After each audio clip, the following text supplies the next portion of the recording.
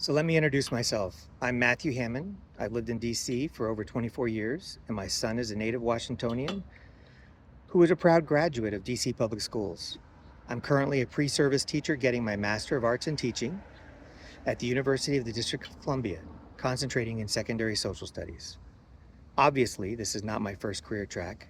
I recently took early retirement from the U.S. Department of Justice, where I spent nearly the last 26 years in the Antitrust Division enforcing competition laws, where I focused on technology and telecom industries. I've been planning for over a decade to become a high school teacher in the city where I live.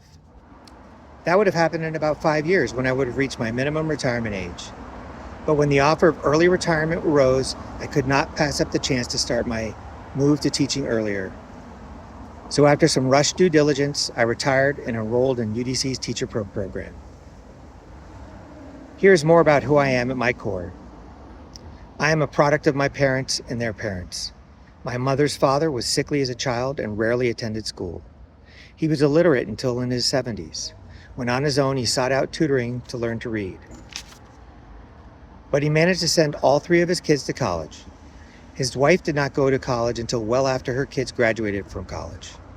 I was surprised it took that long when I learned that her mother left the Mennonite religion at 18 because she was not allowed to attend school after age 16. She had 8 kids, including my grandmother. 4 of them got PhDs. My father's mother also went to college, but not until well after her 3 children graduated. But every one of these people graduated. While my father's father tried to get an engineering degree multiple times, but World War II and then the Korean War interfered. After the Korean War, he worked as an engineer, but never returned to school, which always irked him. My mother graduated from college with a teaching degree in English, but in order to have a more flexible job options, she went to night school to get an accounting degree with me in tow. She was afraid she would fall asleep while driving home at night. So I attended with her in my early elementary school years, napping or reading in the back of the room.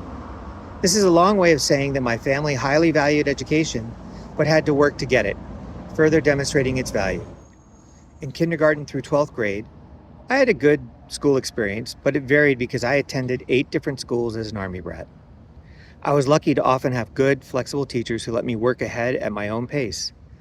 The schools I attended on base through 9th grade were more diverse than the U.S. population, but the military, of course, has its own caste system.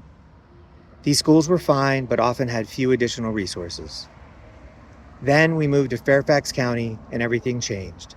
I attended the largest public school in the state of Virginia at the time, a secondary school with lots of resources. It was about as racially diverse as the U.S. population, but there were not a lot of students on free or reduced lunch. From there, I was privileged to attend Cornell University, despite not knowing why I was there. And after 3 years of work, I was lucky enough to go to a top 30 law school, and then I clerked for a federal judge. In the ensuing 25 years, I gained a lot of life experience, and my son attended very diverse DCPS schools with a much more representative curriculum than I experienced. My life experience and his school experience has much more impact on my vision for my classroom than my own school experience. I was lucky enough to have teachers and mentors push me to reframe how I viewed myself and caused me to increase my aspirations and belief in what I could do. This, of course, was easier in our society, which also reinforces that message for a white male. I don't know where I would be without that reframing that those people provided me. I want to be able to do the same for students in the city I call home. I also have a subversive goal. I want to make sure students can think for themselves and know how to make informed decisions, even if they aren't going to make the same decisions that I would. I see social studies as well suited to this goal.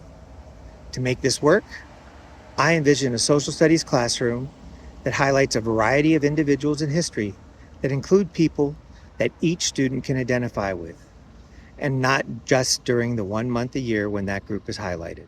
I envision my classroom as a place where students are in a safe questioning space. That is, where students are empowered to share their thoughts, to question the assumptions in the lessons, and even to question me. I envision a place where students develop and exercise their critical thinking skills. I also envision a place where they get a good grounding in social studies, and so they can be a contributing member of our democratic society. but on their own terms. And lastly, I want it to be a space where students know their teacher is there to support them along the way, even if there are bumps as we go. To make this happen, I'm at UDC and not American, UGW, or elsewhere. Those might have been options, but UDC's explicit focus on urban teaching will better prepare me than those other programs to teach in DC at a public school in DC.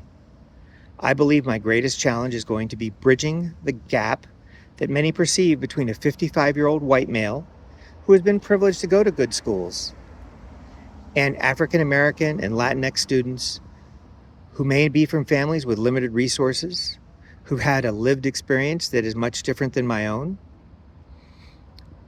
I know that I will have to work to bridge this gap every day to build mutual trust and respect with my students. This requires me to check my privilege and cultivate a culturally responsive mindset to bring to class every day.